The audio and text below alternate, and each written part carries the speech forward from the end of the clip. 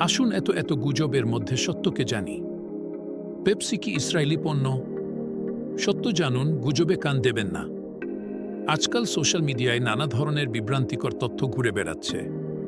তার মধ্যে একটি সাধারণ প্রশ্ন, পেপসি কি ইসরায়েলি পণ্য? এই প্রশ্নের একটাই সরল উত্তর, না, পেপসি ইসরায়েলি কোম্পানি নয়। পেপসি একটি যুক্তরাষ্ট্রভিত্তিক কোম্পানি, যার জন্ম 1898 সালে।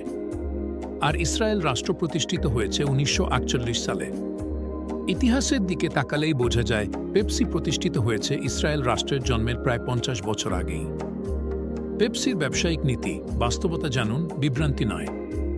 পেপসি কেবল একটি নাম নয়, এটি একটি বিশ্বব্যাপী শিক্ষিত ব্র্যান্ড, যা দীর্ঘদিন ধরে মানুষের পছন্দের তালিকায় রয়েছে। কিন্তু অনেকেই প্রশ্ন তোলেন, পেপসি কি বাংলাদেশে সরাসরি ব্যবসা করে? আসুন সত্যতা জানি। পেপসি কোম্পানি কখনোই বাংলাদেশে সরাসরি বিনিয়োগ করেনি। তারা কখনোই সরাসরি ব্যবসা পরিচালনা করেনি। এর বদলে পেপসি তাদের ফ্র্যাঞ্চাইজি মডেলের মাধ্যমে ব্যবসা পরিচালনা করে থাকে। আর বাংলাদেশের ক্ষেত্রে 2000 সাল থেকে পেপসির একমাত্র ফ্র্যাঞ্চাইজি হিসেবে ট্রান্সকম বেভারেজ লিমিটেড বিপণন উৎপাদন কার্যক্রম পরিচালনা করে। অনেকেই ভাবেন বিশ্বখ্যাত ব্র্যান্ড পেপসির পণ্যগুলো হয়তো বিদেশেই তৈরি হয়ে আসে। কিন্তু সত্যি কথা হলো, বাংলাদেশে আপনি যে পেপসি বা 7 আপ পান, তা তৈরি হয় এখানকারই মাটিতে, আমাদের কারখানায়, আমাদের মানুষদের পরিশ্রমে। পেপসিকোর বিশ্বমানের কাঁচামাল আসে বিভিন্ন উন্নত দেশ থেকে। পেপসির কাঁচামাল আমদানি করা হয় নেদারল্যান্ডস থেকে। আর 7 আপের কাঁচামাল আসে আয়ারল্যান্ড থেকে। এই কারখানায় শুধু পণ্য তৈরি হয় না, এখানে তৈরি হয় দেশীয় শিল্পে কর্মসংস্থান, বিশ্বমানের উৎপাদনে আত্মবিশ্বাস, আর দেশের মানুষের জন্য নিরাপদ ও স্বাদপূর্ণ পানীয়। এটা কেবল একটি পানীয় কোম্পানির গল্প নয়, এটা আমাদের দেশের মানুষের ঘাম, গর্ব ও গৌরবের এক অনন্য উপাখ্যান। পেপসিকো বাংলাদেশ শুধু একটি কোম্পানি নয়, লক্ষ মানুষের জীবনের অংশ। পেপসিকো বাংলাদেশের সকল কর্মী এই দেশের সন্তান। এখানে বিদেশি নয়, আমাদেরই ভাইবোন, আত্মীয় স্বজন, প্রতিবেশী, তরুণ, দক্ষ, পরিশ্রমী মানুষরা কাজ করছেন প্রতিদিন। ট্রান্সকম বেভারেজ লিমিটেডের মাধ্যমে পেপসিকো বাংলাদেশ সরাসরি ও পরোক্ষভাবে প্রায় 1 লক্ষ মানুষের কর্মসংস্থান তৈরি করেছে। এতে করে তাদের পরিবারসহ প্রায় 4 লক্ষ মানুষ আজ এ কোম্পানির উপর নির্ভরশীল। এখন কথা হলো, বাংলাদেশ সরকার কি পেপসিকো বা ট্রান্সকম বেভারেজ লিমিটেডের সাথে সরাসরি জড়িত? হ্যাঁ, বাংলাদেশ সরকার প্রতি বছর প্রায় 1500 কোটি টাকার রাজস্ব আয় পায় শুধু ট্রান্সকম গ্রুপ থেকে। এতে করে বাংলাদেশের অর্থনীতিতে ট্রান্সকম গ্রুপ গুরুত্বপূর্ণ অবদান রাখে। পেপসিকো কি ইসরায়েলকে সহায়তা করে?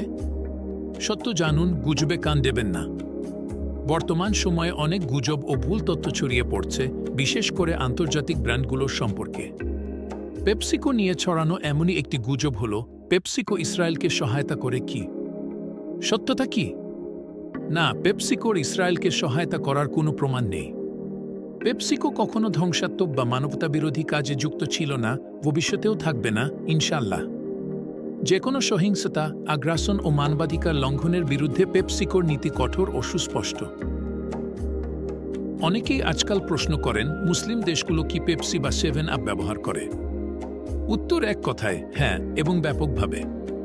মধ্যপ্রাচ্য হচ্ছে পেপসিকোয়ের অন্যতম বৃহৎ বাজার, যেখানে সৌদি আরব, কাতার, জর্ডান, তুরস্ক, দুবাইয়ের মতো মুসলিম সংখ্যাগরিষ্ঠ দেশগুলোতে পেপসিকোয়ের পণ্য শুধু জনপ্রিয় নয়, বরং উৎপাদন এবং বিপণন উভয় পর্যায়ে সফলভাবে চলছে। পাকিস্তানে তো পেপসিকোয়ের উপস্থিতি আরও দিই। শুধু পণ্য বিক্রি নয়, পাকিস্তান জাতীয় ক্রিকেট দলের গর্বিত স্পন্সর হিসেবে দীর্ঘদিন ধরে পেপসিকো পাশে রয়েছে। পেপসিকোয়ের পণ্যে কি ইসরায়েলের বারকোড আছে? সত্য জানুন, গুজবে কান দেবেন না। বর্তমানে অনেক বিভ্রান্তিকর গুজব ছড়ানো হচ্ছে যে পেপসিকোয়ের পণ্যে নাকি ইসরায়েলের বারকোড রয়েছে। এই তথ্য সম্পূর্ণ মিথ্যা ও ভিত্তিহীন। ইসরায়েলের বারকোড শুরু হয় 729 দিয়ে। বাংলাদেশে পেপসিকোয়ের কোনো পণ্যে এই কোড নেই। বাংলাদেশে উৎপাদিত সব পণ্য ট্রান্সকম বেভারেজ লিমিটেডের মাধ্যমে তৈরি হয় এবং এদের নিজস্ব বারকোড থাকে। গুজব ছড়ানো কি ইসলামের দৃষ্টিতে বৈধ? একটুও না।